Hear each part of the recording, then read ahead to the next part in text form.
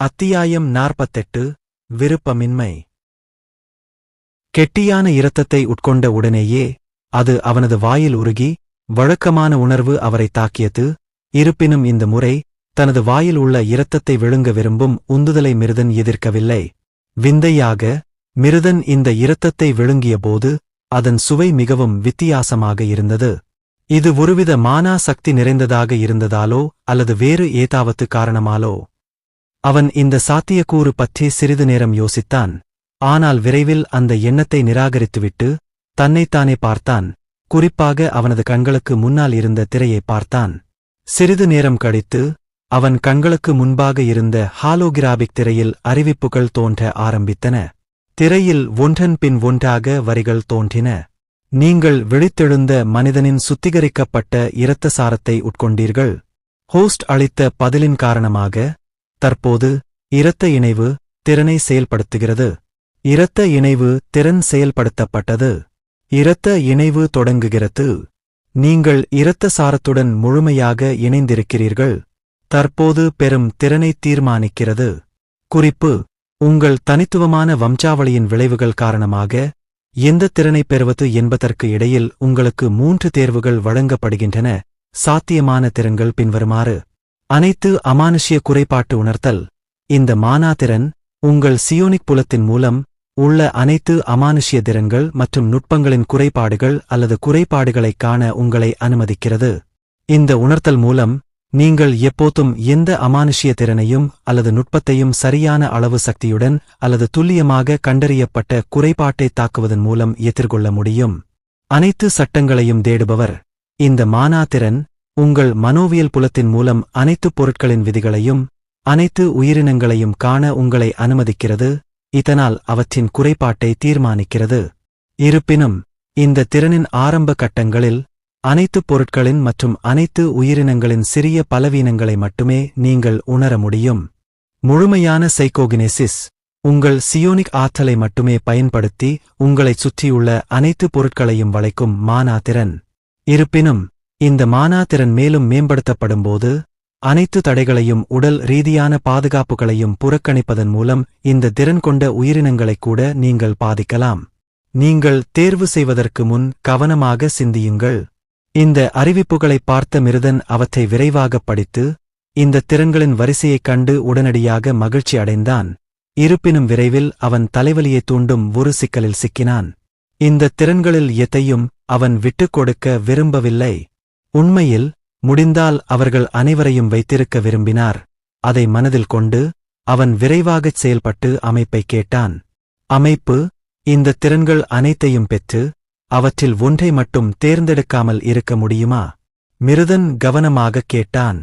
எதிர்மறையாக ஹோஸ்ட் இந்த திறன்களில் ஒன்றை மட்டுமே தேர்ந்தெடுக்க முடியும். இல்லையெனில் இந்த உலகின் சட்டங்கள் அத்தகைய நிகழ்வை அனுமதிக்காது. ஏனெனில் இந்த திறன்களைப் பெறுவதன் மூலம் நீங்கள் குறுகிய காலத்தில் மிகவும் வலிமையாகிவிடுவீர்கள். மேலும் மானா வளர்ப்பின் ஒவ்வொரு பகுதியிலும் நீங்கள் ஒரு மானா திறனை மட்டுமே பெற முடியும். எனவே மானா வளர்ப்பின் முதல் பகுதியைக் கூட உடைக்காத உங்கள் தற்போதைய மானா வளர்ப்பு உலகில் அவ்வாறு செய்வது சாத்தியமில்லை. எனவே ஹோஸ்ட் இந்த மானா திறனைப் பெறுவதற்கு தேவையை பூர்த்தி செய்ய உங்கள் சியோனிக் ஆற்றல் மட்டத்தை சிறிது அதிகரிக்க அமைப்பு உங்கள் அறிவுப் புள்ளிகளில் சிலவற்றைச் செலவிட வேண்டும். இதை படித்து முடித்ததும் மிருதன் அதற்கு எதுவும் சொல்லாமல் சோகமாக பெருமூச்சு விட்டான். இருப்பினும் அந்த தருணத்தில் அவன் உடனடியாக சிந்தனையில் மூழ்கி பின்னர் எந்த திறனை தக்க வைத்துக் கொள்ள வேண்டும், எந்த திறனை கைவிட வேண்டும் என்று சிந்தித்தார். முதல் மானா திறன் அனைத்து அமானுஷ்ய குறைபாடு புலனுணர்வு. விளக்கத்திலிருந்தே எதிரிக்கு எதிரான போரின் போது இந்த மானா திறன் எவ்வளவு பயனுள்ளதாக இருக்கும் என்பதை ஒருவர் புரிந்து கொள்ள முடியும். உங்கள் சியோனிக் புலத்தின் மூலம் அவர்களின் ஆழ்ந்த நுட்பங்கள் அல்லது இயற்கைக்கு அப்பாற்பட்ட திறன்களின் பலவீனம் அல்லது குறைபாட்டை நீங்கள் அடிப்படையில் சொல்ல முடியும். சண்டையின் போது இந்த திறனை பயன்படுத்தினால் சண்டை தொடங்குவதற்கு முன்பே எதிராளி தோற்றுவிடுவார் என்று அர்த்தமல்லவா? இந்த திறனை தனக்கும் பெற வேண்டும் என்று மிருதன் ஆச்சரியத்துடனும் ஏக்கத்துடனும் யோசித்தான். மேலும் இந்த திறன் பரதனின் மற்றவர்களின் குறைபாடுகளை பார்க்கும் திறனைப் போன்றது என்பதையும் அசுரர்கள் அல்லது மிருகங்களின் திறன்களின் பலவீனங்களைப் பார்க்கும் திறனைக் கொண்டிருப்பதாக கூட கணிக்கப்பட்டது என்பதையும் அவன் நினைவில் கொண்டான்.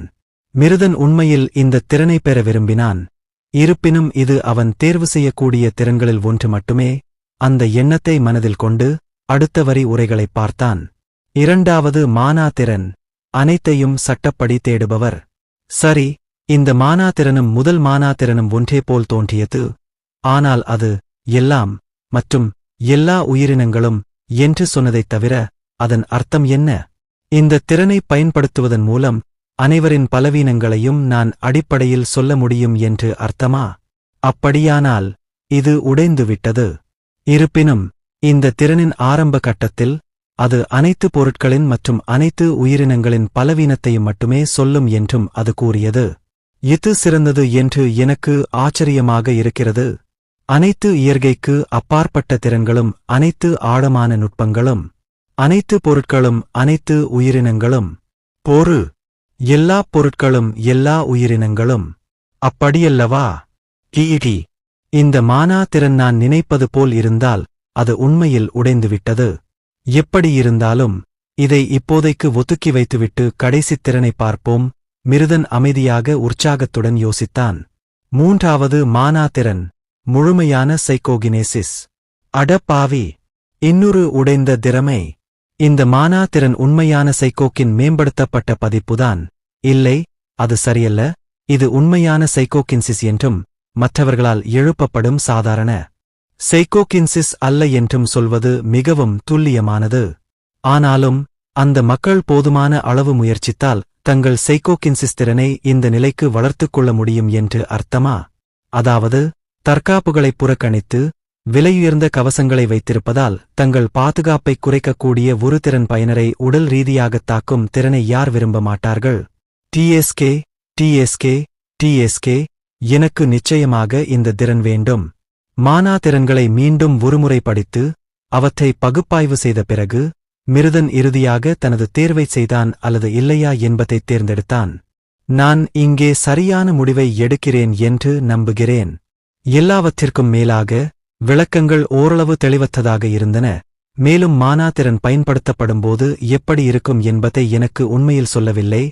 மேலும் இயற்கைக்கு அப்பாற்பட்டது, விதிகள், சட்டங்கள் மற்றும் முழுமையானது போன்ற சொற்கள் கூட அவற்றைக் கேட்பதிலிருந்தோ அல்லது படிப்பதிலிருந்தோ அருமையாகத் தோன்றினாலும் தெளிவற்றவை.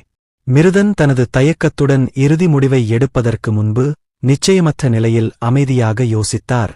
சிறிது நேரம் தயங்கிய பிறகு அவர் இறுதியாக வாயைத் திறந்து தனது விருப்பத்தைக் கூறினார். அமைப்பு, தயவு செய்து எனக்கு இரண்டாவது மானாதிறனைக் கொடுங்கள். எல்லா குறைபாடுகளும், அதாவது அனைத்து சட்டத் தேடுபவர். அவன் தயக்கத்துடன் கூறினார். அடடா, நான் அவங்கள எல்லாம் எப்படி வேலை செய்யுதுன்னு பார்க்கணும்னு ரொம்ப ஆசைப்பட்டேன். ஆனா இப்போ அவங்கள நிரந்தரமா தொலைச்சுடுவேன்னு தெரிஞ்சிக்கவே முடியாது. மிருதன் விருப்பமில்லாம பல்லைக் கடித்துக்கொண்டே வேதனையுடன் யோசித்தான். இருப்பினும் அந்த அமைப்பு உண்மையில் அவன் என்ன உணர்கிறார் என்பதை பொருட்படுத்தவில்லை. ஏனெனில் அது அவனது பார்வையில் புதிய வரிகளைக் காட்டியது. பதில் ஏற்றுக்கொள்ளப்பட்டது. புதிய திறனை எழுப்புதல். தயவு செய்து காத்திருங்கள்.